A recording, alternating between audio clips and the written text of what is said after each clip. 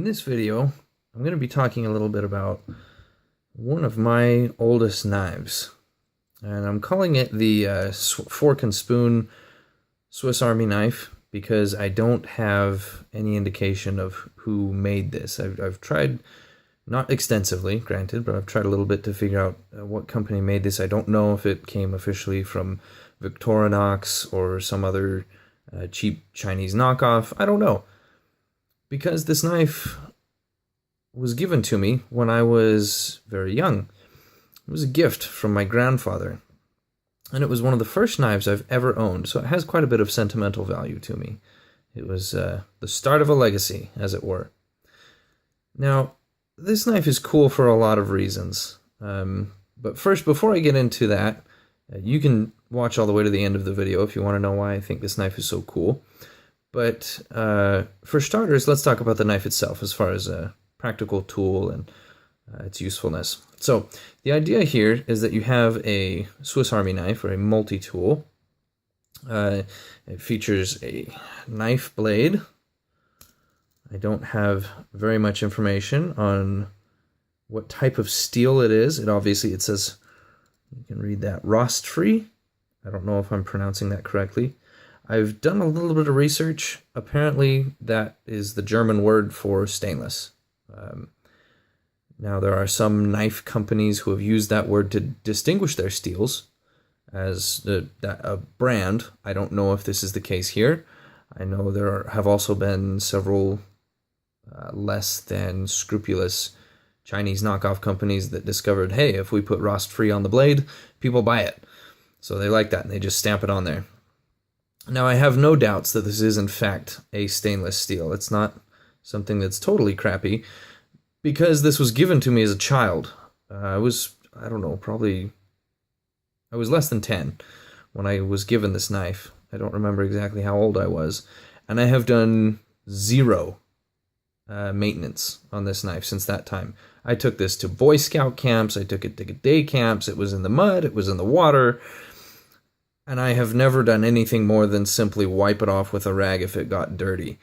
So what you're looking at here is 20 years, approximately, of neglect. Total knife neglect. I have done very little to care for this knife. And it shows a remarkable lack of corrosion for having experienced 20 years of neglect. So I like that very much. It's a tribute to stainless steel, to be sure. Now, the knife itself, if you've got these big things on the handle in your way, it fills out the palm kind of nice, but one of the problems is you're pinching, let's see if you can see this, you're pinching the utensils, the spoon and the fork, against the handles. And I've got a little bit of wear on this handle here from where the fork tines have scratched the plastic over the years. The harder you're trying to work with this blade, the more damage it's going to take. Now, that being said, it's more comfortable than you would think to have this nice little palm swell here right in the middle. It gives you something to hold on to. It's more comfortable than you would think. Excuse me. Has a nice little key ring here. I will say that this is an enormous knife to have on like a keychain or something like that. I would never probably carry this on a keychain.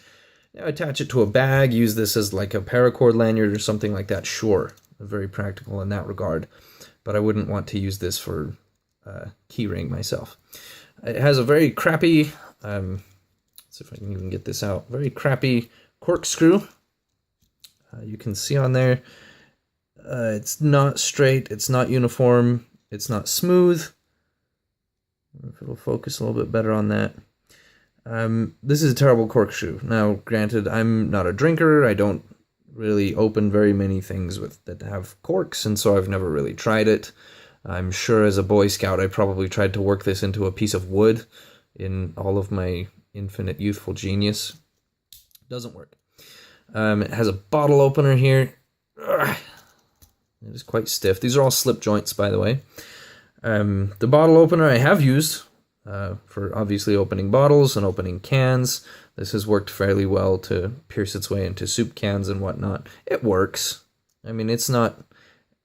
For me, the most useful part of having a can opener on a pocket knife is to scrape like a magnesium fire starter and to scrape your flint with it, your ferrocerium rods.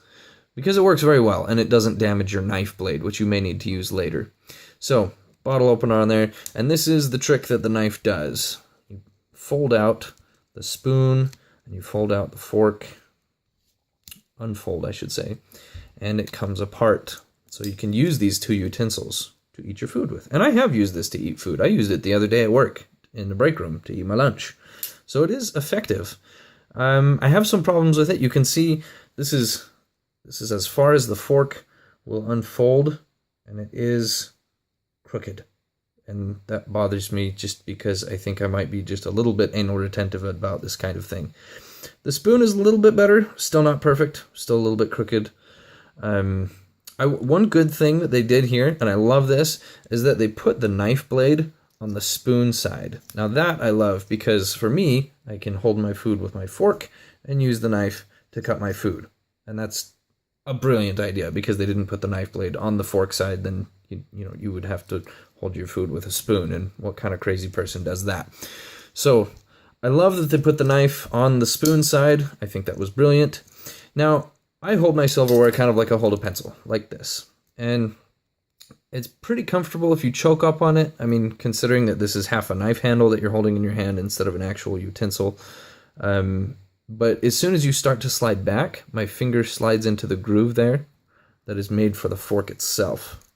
So the fork is designed, I should say the knife is designed for the fork to slide right in there, like that. And that groove becomes a little bit uncomfortable if you're holding it a little bit further back to eat your food. Your finger will start to have some wear marks there. Other than that, I mean, you can see here, these two halves of the knife handle have spent the better part of 20 years stuck together. Stick them together like that. You have to wiggle it back and forth a little bit because there are several places that these little brass studs have to make it past in order to fully seat together. So it takes, for a less than 10-year-old, it's quite a bit of dexterity to hold this together and close the knife in on itself. But as I was saying, you can see this has been stuck together for the better part of 20 years and has an incredibly low amount of corrosion. I mean, this is a good stainless steel. I couldn't be happier with this. This is fantastic. Now, let's get to why I think this is a great tribute to stainless steel. I've done some research, and the discovery of stainless steel has been attributed to many different people. The one who comes up most frequently in all of the stories is Harry Brearley, who's an engineer in Sheffield, England. Pretty standard story. He was trying to discover an erosion-resistant metal, not a corrosion-resistant metal, which was significant because he was trying to find better gun barrel steels so that the gun barrel rifling wouldn't wear away so fast. And again, lots of different stories, lots of different arguments about how this actually happened. He sort of solidified the process for creating a stainless steel that had low levels of carbon and high levels of chromium. So if I don't run out of camera time, let's talk a little bit about how the chromium affects the steel. And this is cool. For all of you knife lovers out there, stainless steel has an incredible impact on your hobby because there are multiple elements present in steel. The most common, or the sort of the staple, is iron. And iron rusts. Well, many things rusts. But iron oxide is what we call rust. Iron oxide is red, and metallurgically, the iron oxide spreads. It grows and it peels apart layers of a steel, of iron. And so that's why if you get a rust spot on your car, it grows and it starts to boil the paint because it starts to change the shape of the metal. So on a knife blade, iron oxide is very bad because on your knife blade, you want this to come down to a very, very, very, very fine point. And as this begins to oxide, it's changing the shape of your point. So for razor blades, if they were in a humid environment, like say a bathroom, the blade would rust and that would destroy your edge, and you'd have to strop your edge very regularly in order to keep it sharp. So I'm going to stop here in the hopes that I can still upload this video to YouTube.